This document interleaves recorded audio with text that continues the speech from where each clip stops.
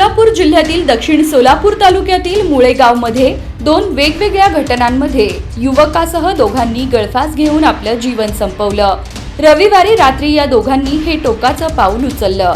आकाश बाळ गाभणे वय 29 राहणार अहिल्यादेवी नगर मुळेगाव आणि यल्लप्पा संभाजी बनसोडे वय 48 राहणार मुळेगाव अशी त्यांची नावे आहेत। आकाश हा काही काळ आजाराने त्रस्त होता। त्या त्रासाला कंटाळून त्याने आपल्या घरात गळफास घेतला। नेमका कोणता आजार होता याबाबत माहिती मिळू शकली नाही। तर दुसऱ्या घटनेत यल्लप्पा यांनी एका शेतात गळफास घेऊन जीवन संपवलं। सोलापूर तालुका पोलीस ठाण्यातील शेख यांनी गळफास घेतलेल्या दोघांना बेशुद्ध अवस्थेत शासकीय रुग्णालयात दाखल केलं, मात्र उपचार सुरू होण्यापूर्वीच त्यांचा मृत्यू झाला। या दोन्ही घटनांची नोंद शासकीय रुग्णालयाच्या आवारातील सिव्हिल पोलिसात झाली आहे।